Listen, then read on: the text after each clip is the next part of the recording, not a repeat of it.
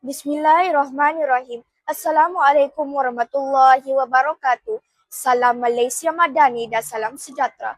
Pada 19 Januari 2023, Perdana Menteri Malaysia Datuk Seri Anwar Ibrahim mengumumkan Malaysia Madani sebagai kerangka dasar bagi memartabatkan semula negara sebagai negara makmur dan dihormati. Bertemakan membangun Malaysia Madani, konsep yang diperkenalkan oleh Datuk Seri Anwar Ibrahim ini terletak pada 6 tonggak utama seperti yang berikut: kemampanan, kesejahteraan, daya cipta, hormat, keyakinan dan ihsan. Mengambil tonggak yang terakhir yakni ihsan. Ihsan itu sinonim dengan makna peduli dan belas kasihan. Bersesuaian dengan tajuk pidato saya pada hari ini, belas ihsan, kemampanan, kemanusiaan generasi madani. Hadirin yang dirahmati Allah sekalian, apakah yang dimaksudkan dengan belas ihsan?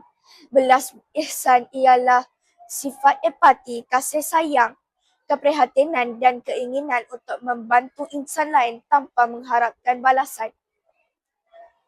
Dalam dunia yang semakin mencabar ini, nilai belas ihsan semakin penting untuk dipupuk, terutamanya dalam kalangan generasi muda. Generasi madani pula merujuk kepada generasi yang seimbang dari segi intelek, rohani, emosi dan jasmani. Generasi yang berilmu, berakhlak mulia serta tanggungjawab terhadap masyarakat dan negara. Hadirin sekalian, ironinya, sifat ihsan ini wadah penting dalam kehidupan seharian setiap individu, baik dalam soal menguruskan hal ehwal keluarga, kerjaya maupun perhubungan sesama insan. Jika setiap seorang daripada kita sanggup menghayati, membudayakan dan mengamalkan sifat